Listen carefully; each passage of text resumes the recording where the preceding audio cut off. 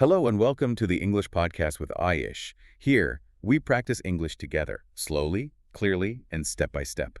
Let's learn and grow your English. Imagine waking up today and seeing a digital counter etched right into your forearm. Oh, wow. Okay. Right. Not like a clock telling you the time of day, but a countdown. A literal countdown to the end. Exactly. A bright, glowing series of numbers silently ticking away the exact number of seconds you have left to live. That is a deeply uncomfortable image. It really is. But I mean, if you had that constant, unavoidable visual reminder of your own finite runway, how drastically would your morning routine change? I'd imagine pretty drastic. Yeah, like, would you still spend 45 minutes just doom scrolling before getting out of bed? Or would you still let some minor annoyance on a commute ruin your entire afternoon? Probably not. I mean, it's a highly uncomfortable scenario to picture, precisely because it removes the luxury of denial. Right. We all sort of operate under this implicit assumption of an endless tomorrow. We really do. Well, it's deceptively simple. Very simple. Yeah. It's basically a short transcript of a conversation entirely centered around a single phrase. A phrase we have all heard so many times it has practically become white noise, life is short, don't waste it. The ultimate cliche. Exactly. Okay, let's unpack this. Why does a quote so simple, like something you might literally see printed on a cheap coffee mug, still carry this massive psychological weight when we actually force ourselves to stop and examine it? Well, I think cliches usually reach that status because they house fundamental, inescapable truths about the human condition. Mm-hmm. The problem is habituation.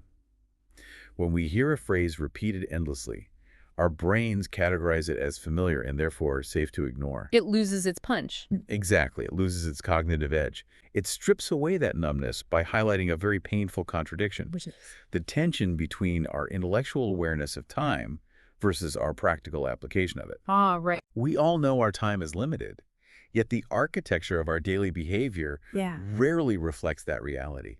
So is really exploring that gap. And to understand how we are supposed to be using our time, we first have to look at how we are actively losing it. Right. The loss is where it starts. Yeah. It's a massive spotlight at what it calls the daily grind.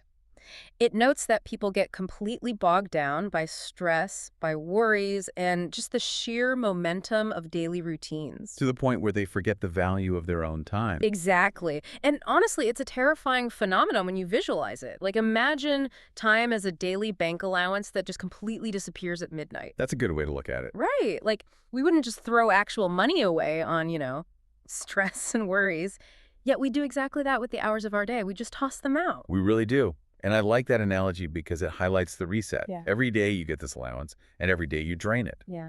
And if we look at the specific culprit that signifies daily routines, we can actually explain the mechanism of why we just throw that currency away. Oh, really? Yeah, it comes down to how our brains conserve energy. Wait, explain that. How does an energy conservation mechanism blind us to the passage of time? Well, when you learn something new, like, say, driving a car, your prefrontal cortex is highly engaged. Right, you're white-knuckling the steering wheel. Exactly. You are intensely aware of every mirror check, every shift of the pedal.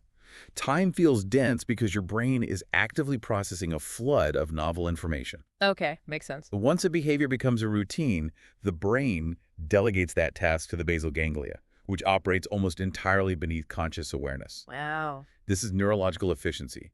It's literally a survival trait designed to save cognitive calories. So the commute to work, the morning emails, the evening chores, our brains are essentially just putting us on standby mode. Exactly. Routine creates a state of autopilot, and the side effect of that autopilot is a warped perception of time. Because we aren't really paying attention. Right. When every day looks exactly like the day before, your brain stops recording rich, distinct memories. That's why you can drive home from work and realize you don't remember the last 4 miles of the trip. I do that all the time. It's actually kind of scary. It is. But on a macro scale, that's how a decade can feel like it just vanished in the blink of an eye. The daily grind doesn't just make us bored. It actively anesthetizes us to the permanent deletion of our own time. The permanent deletion of our own time. Man, the text puts it so plainly, too. It says, time is finite.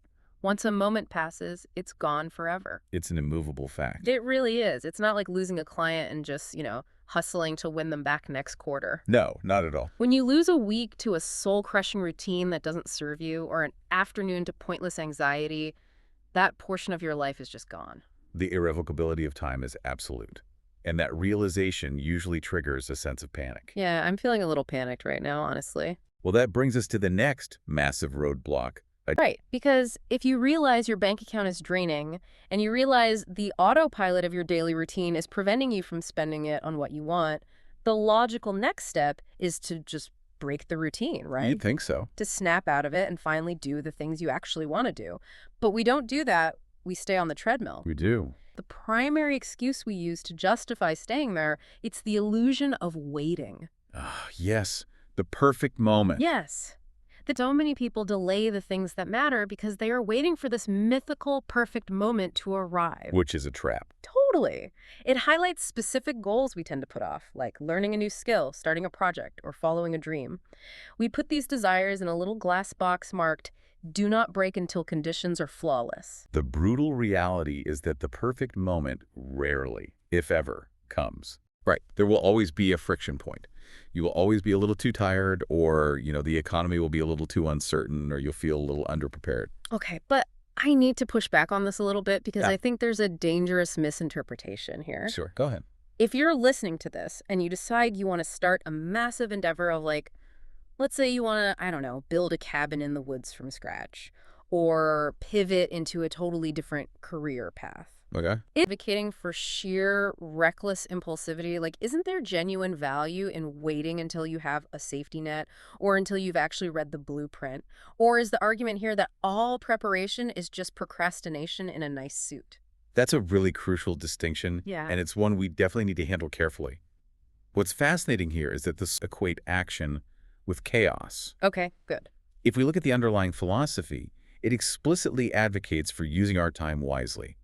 Reckless impulsivity is not wise, it's just another way to waste your time. The danger the text is warning against isn't thoughtful preparation, it's the paralysis of the open-ended delay. Interesting. How do you differentiate the two in practice? Like preparation versus delay? Well, preparation has an end date. You gather your materials, you study the blueprint, you allocate the funds, and then you execute. You actually do the thing. Exactly. Waiting for the perfect moment, however, is completely open-ended because perfection is an impossible metric. Right. You can always find a reason why it's not perfect yet. Psychologically, this is often tied to the fear of failure. If you never actually start writing the novel or you never launch the business, you never have to confront the possibility that you might not be very good at it initially. So the perfect moment is really just a sophisticated defense mechanism. Yes, It sounds super responsible to say, oh, I'm just waiting for the right time, but it's really a shield against vulnerability. precisely. It's a socially acceptable form of hiding. And there's another layer to this related to something psychologists call the arrival fallacy. The arrival fallacy. Yeah. It's the illusion that once we reach a certain destination or once our circumstances align perfectly, we will experience enduring happiness. Oh, like I'll be happy when. Exactly. We tell ourselves, I will finally take that trip when I get the promotion, or I'll start painting when the kids are older. We defer our actual living to a hypothetical future state. Which connects right back to the danger of the autopilot we discussed earlier. It does. Every day you spend waiting for this flawless future state is a day permanently subtracted from your life's total. You are paying for that waiting period with non-refundable hours. Non-refundable. That's a great way to put it.